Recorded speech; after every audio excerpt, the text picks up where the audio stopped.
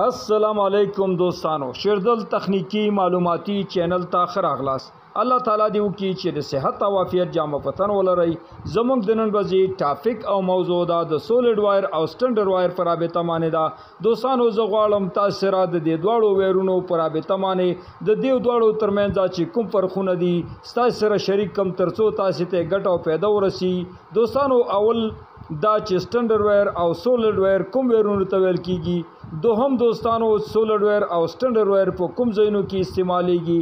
دریم سولید وایر او سټنډرډ وایر د کومې برېښنا لپاره ډیر بیس او غوره دي. او څلورم زموږ د کورونو لپاره سولید وایر او یا سټنډرډ وایر کوم یو وایر د دې دواړو څخه زموږ د کورونو لپاره بیس او غوره دی چې موږ د خپلو کورونو لپاره انتخاب کړو. نو راځو دوستانو ټاپک او موضوع ته. اول سولید وایر عبارت د هغه وایر څخه دی چې کله تاسې د ویر کور چې دی یا پوسټ چې دی دا سپین کوي او په دې کې یو تار موجود وي یو ویر موجود وي نو دې ته ویل کېږي سولید وایر. او کله چې تاسې ویر سپین کوي د دې څخه پوخ یا کور لري کوي او په دې کې د نري نري تارونو مجموعه موجوده وي او په خپلو کې منځ کې تاو شوي وي دې ته ویل کېږي سټنډرډ وایر. دوهم راځو د دې دواړو ویرونو د استعمال ځایونو ته. سولید وایر عموماً د سروس لاین لپاره استعمالیږي، یعنی د مصرف میټر نه نیولې تر مین بورډه پورې تاسې کولی شئ دا کنیکشن کوي. او بل سولید وایر په موټرو سټاپلیزرو پکو جانریټرو ډیناموګانو کې او داسې په AC او DC ډیناموګانو کې سولید وایر استعمالیږي. او سټنډرډ وایر عموماً په تعمیراتي فټینګونو کې استعمالیږي ځکه چې دا په اسانۍ سره کږېږي راکږېږي او په اسانۍ سره خرابېږي او ډیمیج کېږي نه.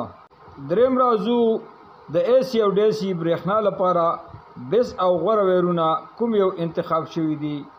د DC برېښنا لپاره بهترین ویر چې دوستانو دا سولید وایر دی او د AC برېښنا لپاره بهترین ویر چې دوستانو دا سټنډرډ وایر دی. څلورم راځو د دې دواړو ویرونو څخه چې یو سولید وایر دی او بل سټنډرډ وایر دی. زموږ د کورونو لپاره بیس او غوره ویرونه کوم یو دي چې موږ د خپلو کورونو لپاره غوره او انتخاب کو.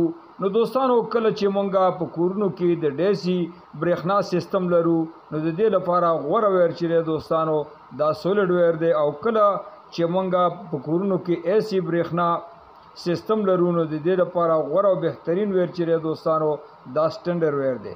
نو دوستانو په دې طریقه باندې تاسې کولی شئ د خپلو کورونو لپاره او د خپل AC DC لوډونو لپاره او د دې د چلولو لپاره او د دې څخه د کار او فعالیت اخیستو لپاره تاسې کولی شئ د دې دوه ویرونو څخه استفاده وکړئ او په خپلو کورونو کې نصب او کنیکشن کوئ.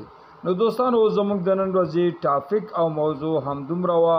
که غواړئ د برق تخنیک څخه ځانونه برخمن کړئ او خپل هر قسم برقي وسایل پخپله په خپلو کورونو کې ترمیم او جوړ کړئ نو دوستانو زما چینل در سره سبسکرایب کړئ او که دا ویډیو مو خوښه شوې وي در سره لایک یې کړئ. دوستانو د توجه نه مو یو نړۍ مننه. السلام علیکم.